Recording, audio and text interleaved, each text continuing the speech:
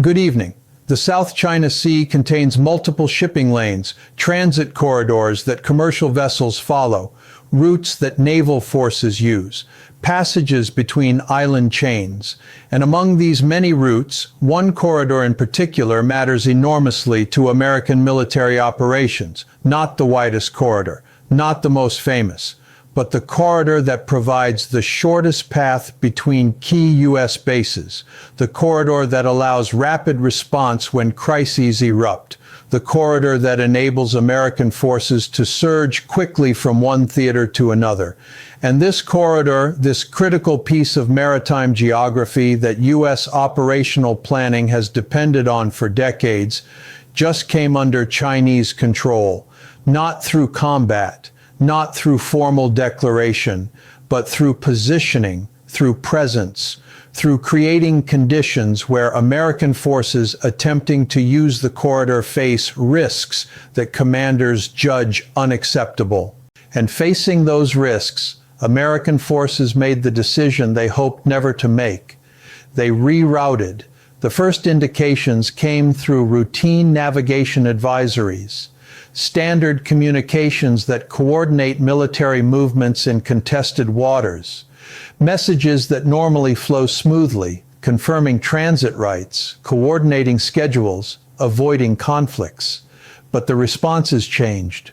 Chinese maritime authorities began questioning American transit requests, began delaying confirmations, began suggesting alternative routes, not formal denials, not confrontational rejections, just increased friction, just enough difficulty that American planners began noticing pattern that suggested Chinese approach to this corridor was changing from passive observation to active management. Airspace coordination showed similar evolution. U.S. aircraft transiting the corridor require coordination with various air traffic control authorities. Normally routine, normally straightforward, but coordination requests began receiving delays, began requiring additional justifications, began facing questions about flight necessity, about alternative routes available, about whether transit through this specific corridor was essential. And delays matter operationally. When you plan rapid response, when you calculate how fast forces can reach crisis zones, even small delays compound. Even incremental friction degrades operational capability. Satellite imagery revealed what was happening on the water. Chinese naval vessels positioning themselves in the corridor, not blocking it completely, not creating formal exclusion zone, but maintaining persistent presence. Destroyers, frigates, Coast Guard vessels, maritime militia ships, layered presence at intervals that ensure any vessel transiting the corridor will encounter Chinese forces, will operate under Chinese observation, will face potential for intercept, for challenge, for incident that could escalate beyond anyone's intent. Maritime patrol aircraft added aerial dimension. Chinese reconnaissance planes conducting continuous patrols above the corridor, monitoring all traffic, tracking American vessels, creating comprehensive surveillance picture, and paired with naval presence, aerial surveillance creates environment where nothing moves through the corridor without Chinese awareness, without Chinese ability to respond, without Chinese capacity to interfere if Beijing chooses. Electronic warfare platforms completed the control architecture. Jamming systems, spoofing capabilities, electronic warfare vessels that can disrupt communications, degrade navigation, interfere with sensors, positioned strategically within the corridor, not active continuously, but present, demonstrating capability, signaling that Chinese forces can degrade American operational effectiveness in this space if circumstances warrant. And capability demonstrated is capability that shapes behavior even when not actively employed. U.S. naval planners watched this pattern develop, watched Chinese presence thicken, watched coordination become more difficult, and gradually reached conclusion that this corridor, while still technically international waters, was no longer freely usable for American military operations. Not because China formally closed it, not because international law changed, but because operational reality changed. Because attempting to transit now means operating under Chinese surveillance, means accepting Chinese presence at close range, means risking incidents where vessels maneuver too close, where communications are misunderstood, where accidents occur that trigger responses neither side intends. From Beijing's perspective, this positioning achieves perfect strategic effect. China does not need to fight American forces, does not need to defeat U.S. Navy in combat, only needs to make American operations more difficult, more time-consuming, more risky. And by controlling critical corridor, by forcing American vessels to take longer routes, China accomplishes exactly that. Response times increase, logistics become more complex, operational flexibility decreases, and all of this occurs without firing shots, without creating dramatic incidents that might trigger major confrontation.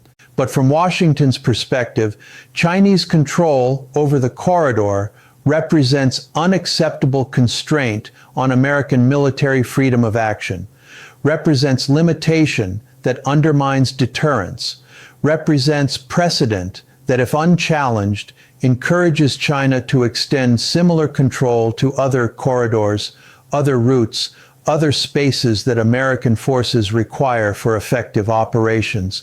And yet, challenging Chinese control means forcing passage, means accepting risk of confrontation, means potentially triggering the very crisis that both sides claim to want to avoid. American commanders faced impossible choice.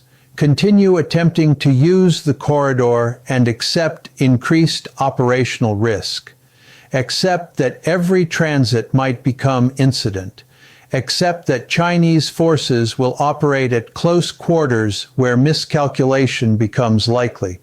Or acknowledge reality and reroute. Use alternative passages that take longer, that complicate logistics, that reduce American ability to respond rapidly to crises. Neither option is acceptable. But refusing to choose is not option either. Must either accept risk or accept constraint. The decision was made. American forces will reroute, will avoid the corridor when possible, will use alternative routes that avoid Chinese-controlled spaces. Not formal acknowledgement of Chinese control, not diplomatic recognition of Chinese rights, simply operational adaptation to reality that attempting to use the corridor creates more risk than benefit. And this operational decision, this quiet acceptance that one critical corridor is no longer freely available, represents strategic victory for China. Victory achieved without combat, without threats, simply through presence that creates facts Americans must accommodate. Indo-Pacific Command immediately began recalculating operational plans. How much longer do reinforcements take using alternative routes? How does extended transit time affect crisis response? What additional logistics are required? What vulnerabilities do longer routes create? And every calculation showed degraded capability, showed that Chinese control of one corridor has ripple effects across entire theater, affects not just immediate operations but strategic planning, alliance commitments, deterrence credibility. Allied governments received notifications through military channels. Japan needed to understand that American response times to potential crisis scenarios have increased. South Korea needed to know that surge capacity calculations must be revised. Philippines needed recognition that American naval movements face new constraints. Australia needed awareness that its own forces operating with American units must account for routing changes. And each ally receiving this information understood immediately what it means. American operational flexibility has decreased. Chinese ability to shape American operations has increased. Regional partners began urgent consultations. If China can control one corridor, what prevents China from controlling others? If American forces accept routing around Chinese positions, what message does that send about American commitment to freedom of navigation? If operational constraints force American adaptation, how confident should allies be that American forces can actually fulfill security commitments during crisis, when Chinese positioning has already limited American options? These questions have no comfortable answers, because the fundamental dynamic has shifted. For decades, American forces operated in Indo-Pacific with assumption that international waters were freely accessible, that no nation could practically constrain American naval movements, that superior American capability guaranteed operational freedom. But China just demonstrated that practical constraints can exist even in international waters. That presence can create friction that makes theoretical rights practically unusable. That strategic patience, combined with systematic positioning, can achieve control without formal claims. The precedent is what alarms Washington most. If China successfully controls one corridor, nothing prevents replication elsewhere. China could position forces in other critical passages, could create overlapping zones where American operations face persistent Chinese presence, could systematically erode American operational flexibility through series of individual positioning moves, each defensible as legitimate military operations, each creating facts that cumulative constrain American freedom of action. And cumulative constraint is how strategic balance shifts, not through dramatic single events, but through patient accumulation of small advantages, through creating multiple points where adversary must choose between accepting constraint or accepting escalation risk, through forcing series of decisions where accepting constraint seems less risky than confrontation, but accumulated constraints eventually create strategic disadvantage that cannot be easily reversed.